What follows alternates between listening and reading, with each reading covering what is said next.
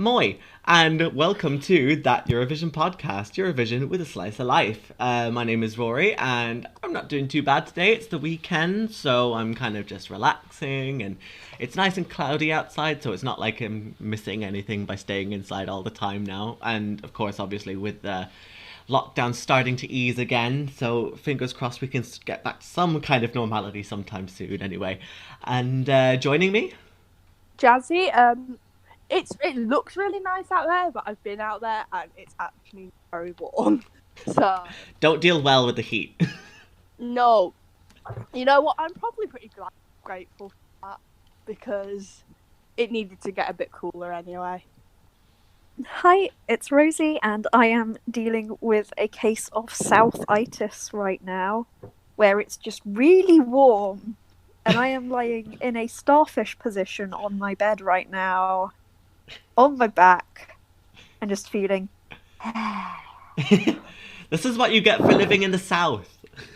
I know. I mean, it's either the heat or this is that Eurovision podcast after dark. Oh, okay. No. That's up to you to decide, listener. Oh god.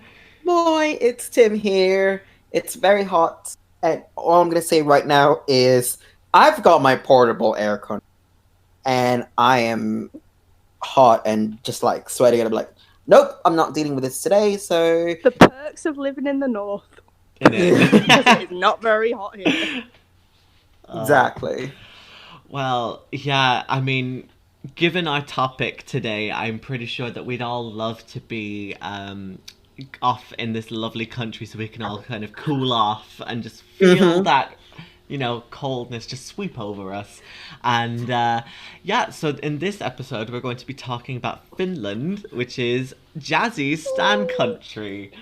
So, yay! Finally! After all these weeks. I've done my waiting. 30 episodes of it. I don't know how many from the episodes. retrospectives it comes as any surprise what my stan country is. I think for 2007, 2018 and 2014, the year retrospectives that we've done, they were my winner every time. Yeah, I mean, if you weren't paying attention at this point, this is on your own fault, But so Finland has been taking part every decade since the 1960s, and their first actual performance, their first actual entry was Laila Kinnunen with the song Valoa ikkunassa. I really don't know if I got that right in Finnish, but I'm hoping that I did. Out of the whole thing, they've only ever managed to win the contest once, and that was in 2006 with Lordi and Hard Rock Hallelujah. So, yeah, and I mean, also just to kind of balance things out, they are probably one of the least fortunate countries because they have come last a total of about 7 times. A lot of the times with 0 points. So, there's a lot of mixture in there. It's 9. Is it 9? According to my counting on the Wikipedia page, it's 9. Okay, right. 1, 2, 3, 4, 5, 6, 7, 8. Oh yeah, 9. Okay, yeah. So they've only come last 9 times. They're gonna be coming up to and that's Norway not counting soon. their lasts in the semis. Did they come last in the semi? Yep. Yeah, both Darude and Pertti Kurikan Nimipäivä. Oh yeah. I am a pizza.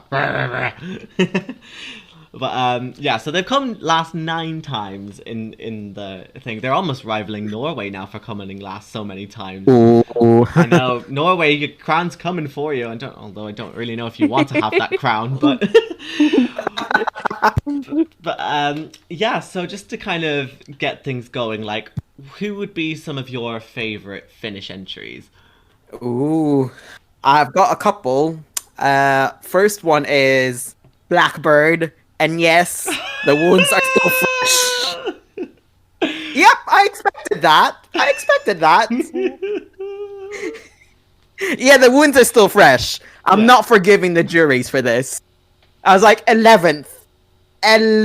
Are you having a laugh?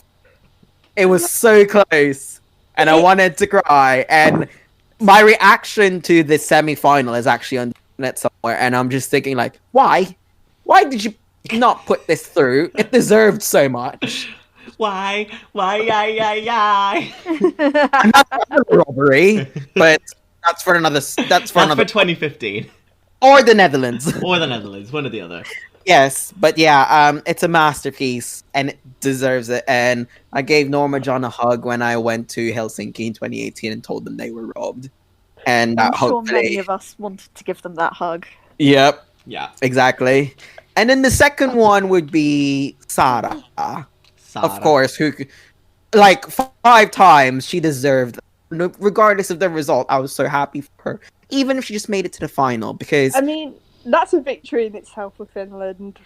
Yeah. Last decade. It's like the second half, we were just like, "Are you gonna qualify? You can not qualify." But yeah, thank God they qualified with Sarah because she deserves it, and it was her dream to be in the Eurovision, and for her to be able to perform it live in the grand final.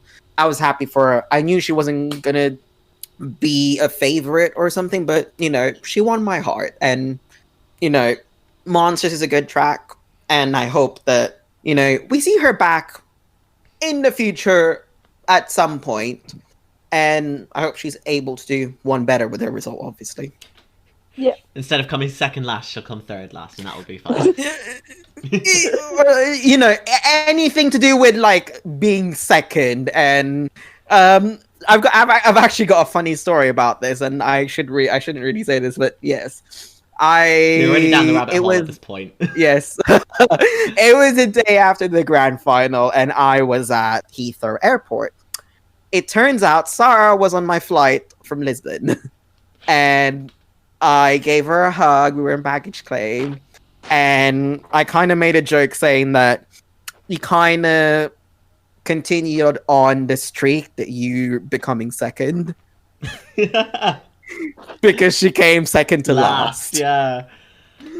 And she laughed it off, and she whatever life throws at her, she's always managed to crawl back up stronger, and that's what I really love about her. So yay for Sarah and yay for Finland. Yeah. We can only stand. We stan. Exactly. I feel like I've got some slightly odd choices for this one. Okay. Please do go ahead. So, songs that I think both of the ones that Tim said are great. I also kind of like their sort of soft boy songs from the last few years. So, Da Da Dum and Look Away and Looking Back. Okay. I think all of them are really lovely. I don't know what I like about Look Away. Something about it just hits right to me. It's the half leather And jeans. That's what. I think it's more the girl on the box. Like, to me, the only thing Look Away was robbed of in 2019 was not a qualification. It was robbed of the Barbara Dex Award. It's what he But deserves. Sebastian Rayman deserved it. It was his. Yeah, And he didn't win it. that's all right. Oh, And come also- on! Really? Are you really gonna be judging the jeans? Yeah, 100%. 2019 was just the boots. To be fair, he took it up his stride. He even make a joke about it on Instagram. So he got the message. But I really like that girl in the box though, because the song had a great meaning. So shame it didn't qualify, but still, I would prefer I think super. the staging was actually pretty good. You know, I don't think he deserved last in the semi-final. Definitely Like- not. you know what I think affected it? I think it's more of the fact that the stage wasn't able to carry the actual prop that they used in Turku. So, because if you look back on the national final performance, it was a box. It was a rotating box. Yeah. And then she was on top, and Darude was doing the DJ bits underneath. And when you got to Tel Aviv, she was just in the center of the stage. Darude's on one side, and then there's Sebastian singing on another. So what my frustration was, I think it kind of got lost in translation from Turku to Tel Aviv. Probably. And I was there, and I really liked the... Shame as well, because Darude is such a meme, you know? I know. Anyway, sorry, go on, Rosie. I feel like the other one that I sort of want to go back to, and this is very much a me sort of song, and it's a really it's so obscure and so hip, but it's their entry from 1975, which is Old Man Fiddle, which is a folk entry, so that explains exactly why I like Of it. course. I like folk entries. Give me folk entries. I'm very happy with it, and it's a great folk song, so I love that sort of thing. I have to mention it. Definitely, yeah. We like it. For me, there was quite a lot that I could mention, but I think I mentioned one from this decade, which would be Something Better by Soft Engine. It's definitely it's like one of my favourite songs of all time because it just has a lot of sentimental value to me, and obviously I feel like I've got into it in the 2014 retrospective and in the introduction, so I don't feel like I need to go into it again. But if you want to take a listen back to like some of our older podcasts, then You can hear. You can hear why. Again, I will just want to echo what Tim said about Sarah. Old Tone Monsters, again, another one of my first places in its years. Just an amazing song, and I really like her journey, and I love how like she fought so hard to get to Eurovision. And even though she didn't do as well as she maybe would have liked in the final, she still got to the final, and it just shows perseverance. And I would really like to see her back again and maybe get an even better result in the final. And then going back, 1994, Cat Cat, Bye Bye Baby. I just really enjoy that entry. I think it's such a fun entry, and definitely something like I hear a lot on the ESC radio, and just something that I really enjoy and get into. And 1977, Monica Espelund with Laponia. Oh, good choice. Love that. I just love the sound. Again, probably another one that I've discovered through ESC radio. But again, shout out to them because a lot of these older entries, it's a lot of the way that I discovered like a lot of the older entries. And again, this is one of those. And I don't think I could do this without mentioning their winner in 2006, Hard Rock Hallelujah, which actually is not my first place in its year, but it's still a song that I really enjoy and is definitely one of my favourite winners. And an absolute cultural reset. Oh, 100%. It's quite funny what my first place in 2006 is because it's actually Greece. Wow, okay. Who were the host countries in that year? Yeah. I have to say, when you said Bye Bye Baby, the first thing that came into my head was Bye Bye Baby, die for me, baby. Oh, no, but you know how I found out about Bye Bye Baby? When I went to UMK in 2018 and Krista performed with Cat Cat. And I was just like, I'm obsessed with this track. I didn't even know it was a Eurovision track until I was there. And I was so surprised, like, oh my god, I couldn't believe it. And then I just saw it was tanked in 1994. It came in 22nd. Ridiculous. What were they thinking? Boo. Boo. But yeah, so for me, 1977 Laponia is just a complete bop, and I love the vocal gymnastics in there. I mean, if you can get through the scream in Laponia, then I think you can get through practically anything. And then as well as that, I really love, now this might come as a bit of a random one, but I really, really like 1992, which is Paven Mayanen with the yumma yumma yumma yumma yumma yumma yumma yeah. It's a tune. Honestly, you need to watch it, and I think it's only funny for the meme effect, just because of the yama yama stuff. But it's a good song, I think. And then obviously, like, as we go into the new sort of modern era, there's a lot of good songs that I really, really like. For example, again, Norma John still hurts to this day. I talked a lot about it in the favorite non-qualifier episode, so if you want to have a listen to my feelings about that, head on over to that podcast there. And then, yeah, I really do like Hanna Pakarinen as well, 2007, Leave Me Alone. I think that was in itself such a good song. I also really like Tuelki Ella from Kunkoiskajat in 2010. I think that was so underrated, and again, it's a folk entry. You know, you can't deny that it was a fantastic song. And then and then there's two other songs here that I do really love. One of them is Pernilla Karlsson, which is Nerja Blondar, which is Swedish, obviously. But in 2012, it was, I think there was, when you had, you know, a semi-final with such open, like, so many different countries could have qualified from that semi-final, and Finland wasn't one of them. When I tell you that I was absolutely livid with Europe, I was disgusted, but it's all right. But then I have to give a big shout out to the one and only Krista Sigfrid's "Marry Me" Malmö 2013. Tune. I saw her perform live in the arena in the jury final, and she was so on point with her like music and like with her, not with her music, with her singing, and I was so sad to see that, you know, she tanked in the final. She came second last.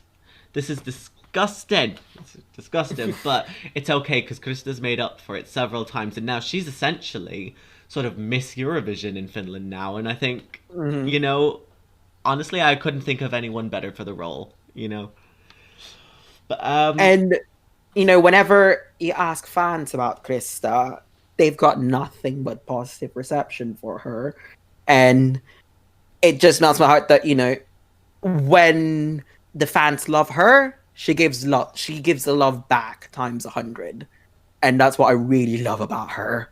And I love that whenever it's here, she'll always remember she'll remember the fans, and that's what we like about her. And that she always thinks of them, and she always shares the love and the sadness with us. exactly. And that's why she needs to come back and get a better result. Well, she's got a Bubba on the way, so Yeah. you know, Baby Amsterdam. Baby Amsterdam, or you know, Baby Me, I'll do it. I don't know. Don't know where I was going with that. But no, I love Krista Sigfrids. She was actually in Manchester, just done a year ago, because she was here for when the Spice Girls reunion was going on. And I didn't know until the day she was there, and she posted something that she was like in the city centre of Manchester. And I don't want to sound like I was stalking her, but I did deliberately go into town to try and find her. And then that didn't happen. And I put up on my Instagram saying, oh, I'm only like 5 minutes away from Krista Siegfried's. And she saw it and she was like, haha, I love you. And I was like, oh, okay, thanks. But no, I do love Krista Siegfried. Krista Siegfried, if you're listening to this, we love you. You know, mina rakastan sinua. But yeah, so we have in Finland the national selection, which is Uuden Musiikin Kilpailu, or otherwise known as UMK. And obviously, like, since 2012, it's kind of gone through a bit of a transformation because, you know, in 2012, 2013, it was almost like a really like long drawn out process, almost along the lines of sort of Lithuania. But then since then, it's sort of developed and sort of changed into sort of a 1 night, 2 night spectacle that has about 10 songs. And, you know, it's kind of seen as one of the most popular national finals of the season, do you think? It's a hit and miss sometimes. But I think when they started to thin down the semi-final, when it started to thin down to just have one final and getting rid of the semi-finals, I think that's when UMK started to shine a bit more from 27 onwards. Because come to think of it, 2016 there were like a lot still not working. 2017, it's kind of like it's more memorable with the fans as to like what entries got sent to Eurovision. So it was a hit and miss in the beginning, but then again, UMK has been ongoing for how long now? What, nearly 10 years. And yeah, nearly 10 years, exactly. So obviously you're going to have some changes, and they do adapt, and they do adapt quite well. That's what I'll say about that. Yeah. They've kept adapting it. They take out bits that aren't, like, once something starts to not work, they change it up a little bit. However, in 2021, I'm really annoyed with them because obviously in the past they've had national finals where they have had just an artist selection.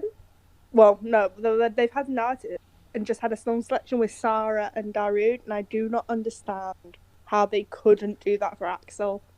I can explain that one, I think. Oh, have we got some juicy gossip here? No, it's not more juicy gossip. I think it's the facts. This year's UMK has been more popular than ever. Ever since between Sarah and Darude's UMK, the ratings dipped a bit.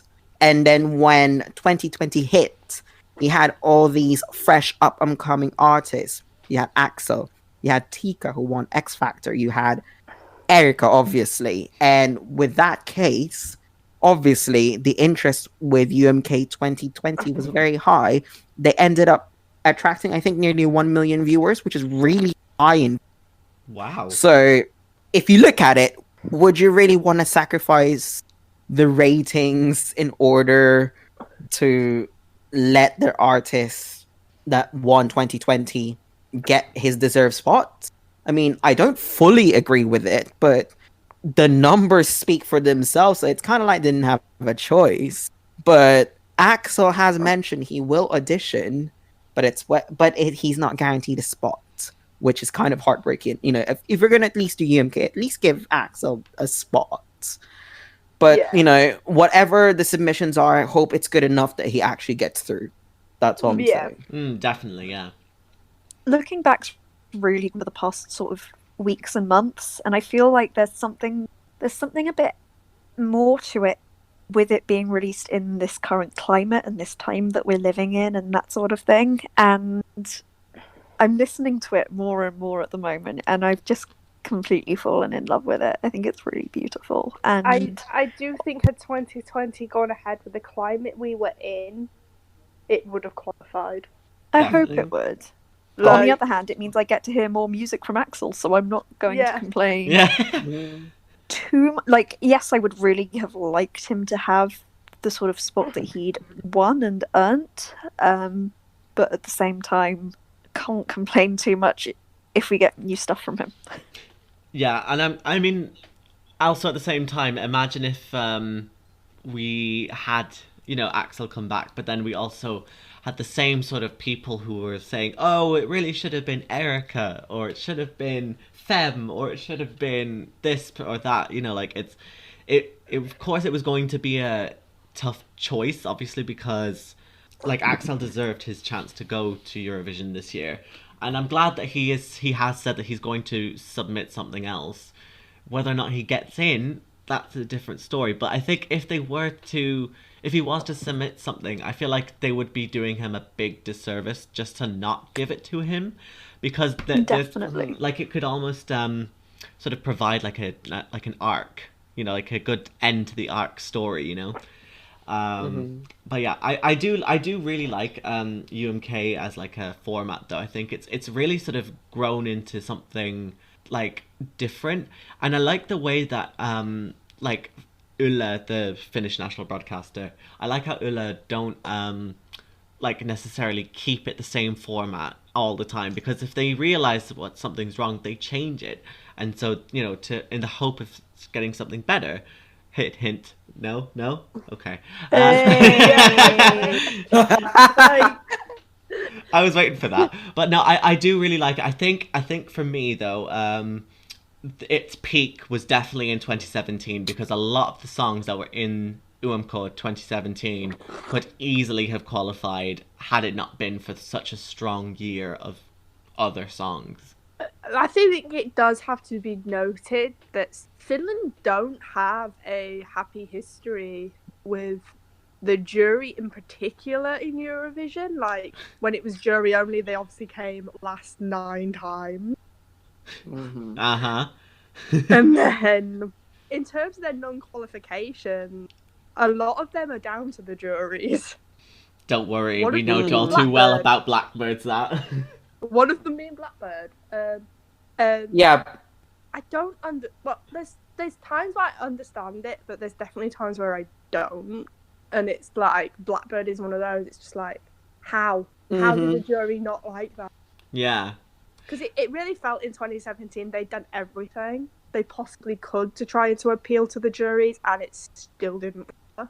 And there are definitely some songs in that semi that I would be fine losing to Blackbird. Exactly. For example, the 10th place. The 10th place. 9th place can stay. Well, the 10th place if they can hit the correct note. Yeah. Rain falls from above. And also Juries. 3rd place because I have a personal vendetta against any song that uses the word freaking when they should mean something else. And for more about that, you can listen to our Sweden episode here. He came 3rd in that semi-final. That's disgusting. I can't go on. We can't go on listening to that fucking stupid song. Not when Mariette was right there, but I mean, time and a place.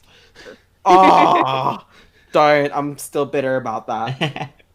Also, that was her best song. That was her best song. Was also a thing. Yep. This is not a Robin Bankston stan podcast. Yeah, no, this is a Robin Bankston hate podcast. I quite like Take a Chance. I just don't. I just personally hate the use of the word freaking in songs when you're trying to talk about fucking. All right. It's just such a huge pet peeve of mine, and it's not just an ESC thing. It's a thing with every single bit of music that gets released. I hate it. It just comes off. The song just comes off sleazy, like the way he does the little finger thing. Like no, it's all just horrible. And then when he does the foot thing, and then like just turns to the camera and just like nods, it's just like, you know what you're doing. It's like, okay. But anyway, back to Finland. But yeah, so sorry, carry on your point about the juries hating Finland Jazzi. I feel like with Blackbird I kind of said all that really needed to be said. Like even Blackbird could not qualify with them. And that's quite possibly like one of the most jury friendly songs that you could ever imagine being in Eurovision as well. Like, because with Tolkiello, with Anna Mumpita, even with Monsters, where they tried to stop them qualifying, I get it. I get them not being qualifiers, but Blackbird, it's just like, I do not get this. I do not understand. I thought it would win the jury in the final. Should have done. And they didn't qualify because of the juries. And I don't get it. I wonder why Finland like does so poorly with the juries. Is there almost like some kind of stigma attached? There's another country that has that stigma, and I guess that's Italy. But I don't think it's as severe because Italy don't have to go through the semi-finals, so people don't notice it as much. But it's definitely been something that's been brought up with Italy in the past as well. Definitely. So Finland are not alone with that stigma. Juries, what are you playing at, honestly? You know, Finland's delivering you quality, and then you're just letting it fall by the wayside, like, And Italy definitely deliver quality and should have had a first win by now. Well, the first win in the modern era thing. In the modern era, in the modern era. Yeah. And They should have won like 5 times in the last decade. Changed my mind. Oh, yeah, definitely, yeah. For more on that, listen to our Italy episode. Yeah. It's just that we didn't bring up the jury issue with Italy in the Italy episode, so I felt like it really needed to be said. To be brought up here. Yeah, definitely. But yeah, so kind of looking again at Finland's sort of track record, we see that there's a lot of a mix between sort of Finnish, English, and Swedish. So seeing that, do you think that like maybe they should sort of carry on? But the thing is, recently we actually haven't actually seen much of Finnish or Swedish actually in the contests, mostly because of a lack or an unwillingness to use it on Sweden's part in the case of Swedish, or just the fact that a better song that was in English has managed to triumph over a Finnish song. So you know, would you like to see sort of Finnish and Swedish sort of make a return to Eurovision, even if it is by way of Finland? I wouldn't mind it, but if it works well on the track, then feel free. I Because, mean- you had Erica Vickman. She was really popular with the fans. And not just the fans, but like viewers of UMK. So it worked well for her, then why should it be a problem now? The thing I have with Cicciolina as a song is that actually the lyrics in English are really nice, and I have the same sort of thing I have with it as I have with Davidna, where the translated lyrics, the lyrics being in another language for me, sort of loses something from the song rather than add something to it. And the thing I think with particularly Davidna is that actually the song almost loses its meaning by it not necessarily being universally understandable, and I feel like I'd like both of the songs a lot more, and I do like both the songs. Like, don't get me wrong, I'm not saying I hate them, but I would like them even more if I understood what they meant without having to look up a Google Translate of the lyrics.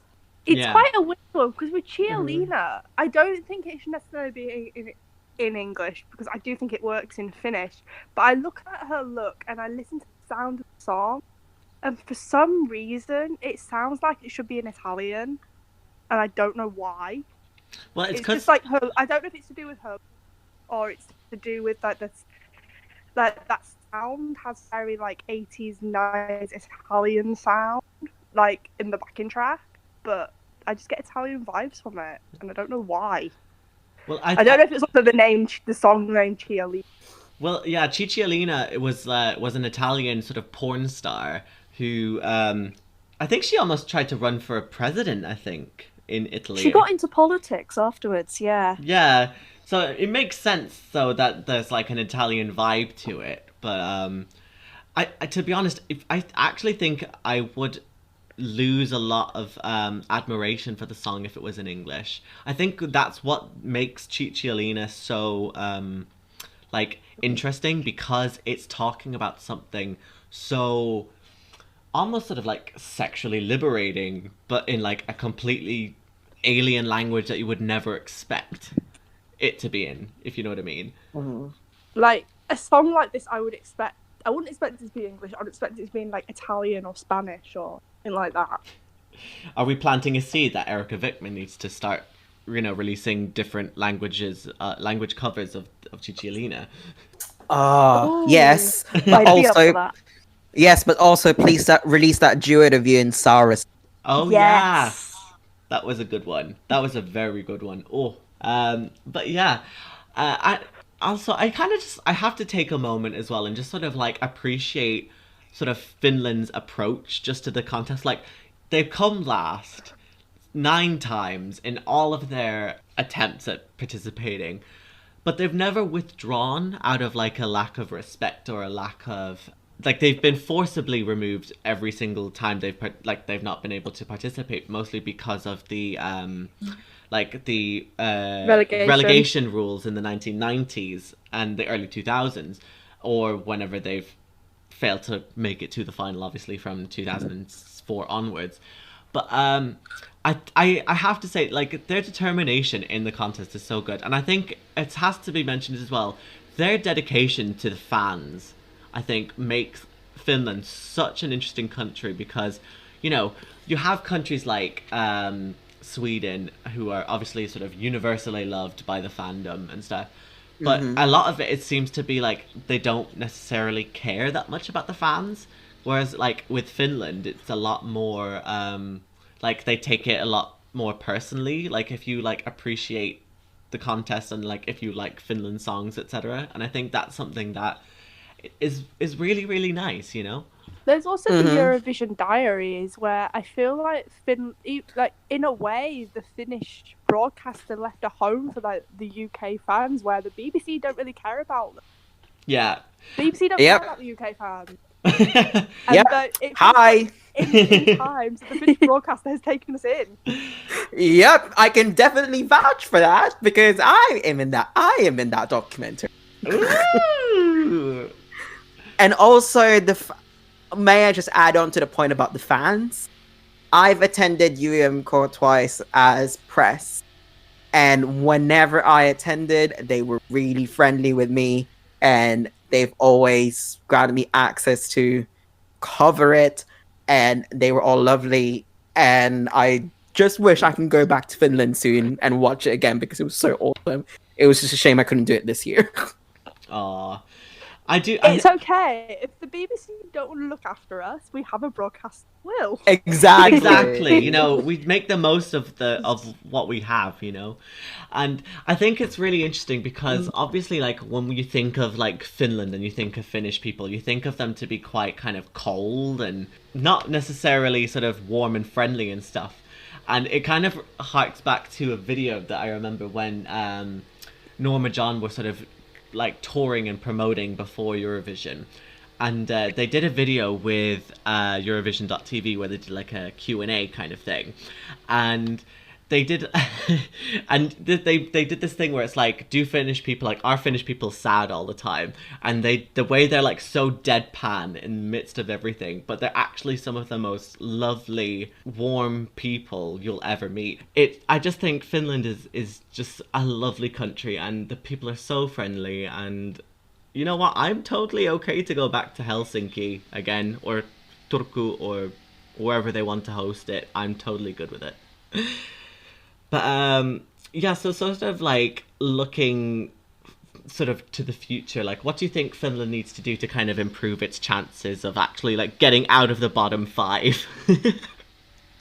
I think it's just taking your time with it really at the minute, because they're at a point where they're starting to go back to the final, sort of. And I think it's more of trying to find where your strong point. Yeah, your strong point and the suitable selection method that can be incorporated with UMK, because it's kind of a hit and miss. You know, they tried internally selecting the artist and giving UMK the song, and they tried to go back to the way it was, where it was just one show.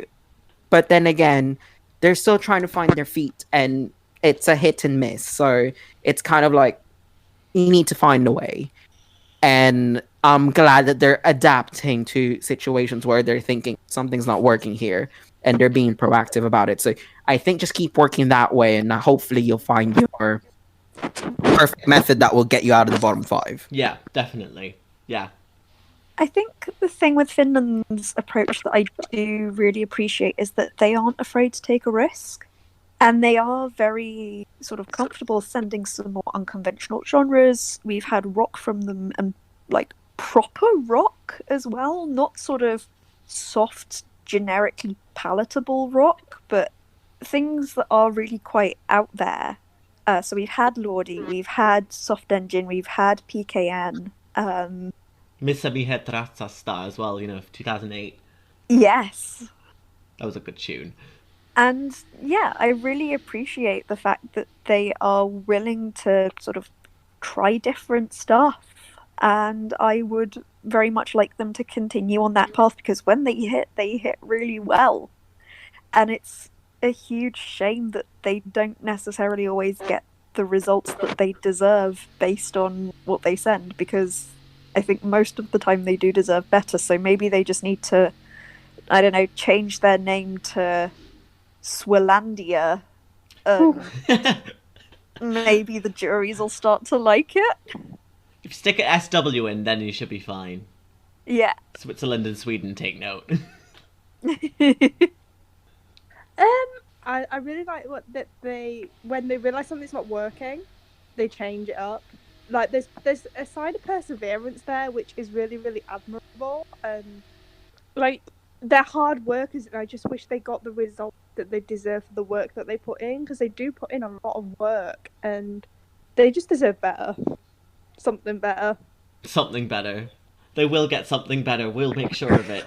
And if they're not, then you know what? We'll just sing it away. I'll munch your balls away.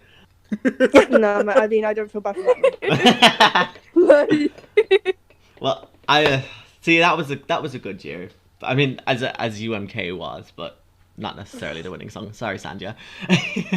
But yeah, so I really do like how UMK is just able to change in order to match Finland's results at the contest, and that, like, you know, when things start going a bit awry, then they can just sort of see, okay, maybe we need to change this, and then it changes. And I think it definitely shows because like, you know, UMK and Eurovision are very heavily, like, very big watch shows, you know, and I think it's only fair that, you know, they should be able to change the format so that, you know, it improves their results. And it's a shame because Finland is usually quite a heavily underrated country.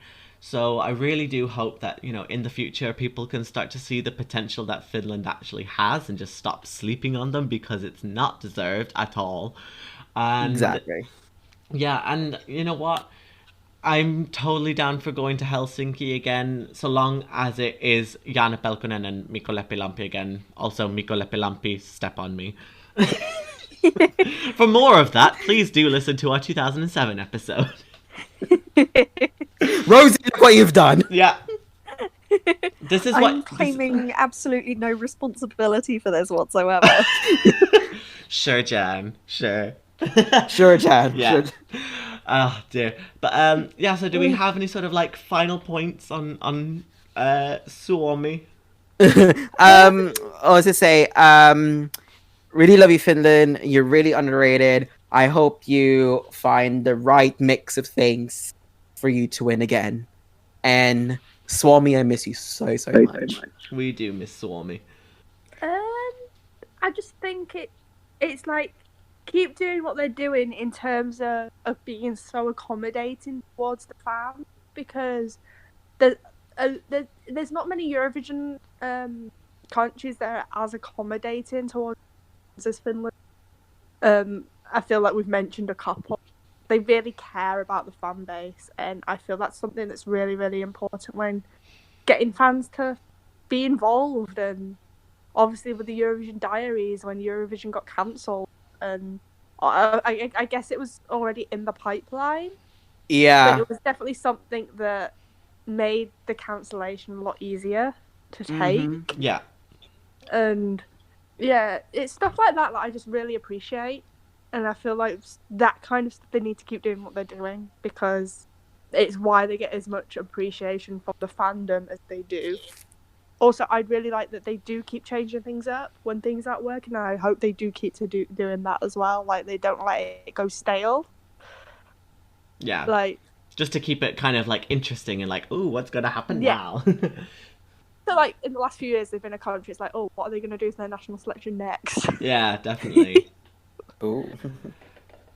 I feel like I've kind of already said it. Just keep taking risks. Keep sending stuff that is diverse and interesting and expresses all sorts of different aspects of the Finnish music scene, because there's so much great stuff out there. And yeah, if you want to do better with the juries, maybe change your name.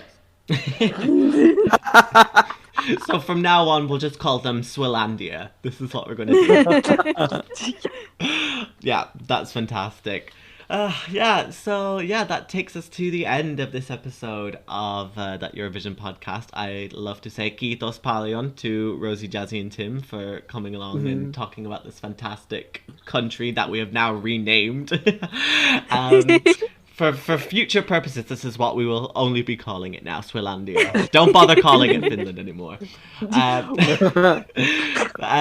Yeah, so please do continue to follow us on all of our social media. We're all going to be on Facebook, Instagram, and Twitter at That Euro Podcast. We're also on Spotify and Apple Podcasts as well, so, you know, follow us there so you always get notified for whenever a new episode comes out. And in the next couple of episodes, you know, we'll be having a few more sort of country episodes. We may also have a couple of other year retrospectives prepared for you, and we might have a couple of surprises, you know, so just, you know, keep your eyes out, that's for sure. Yeah, so shall we all say moi moi? Moi moi! Moi moi! Rosie! Moi moi!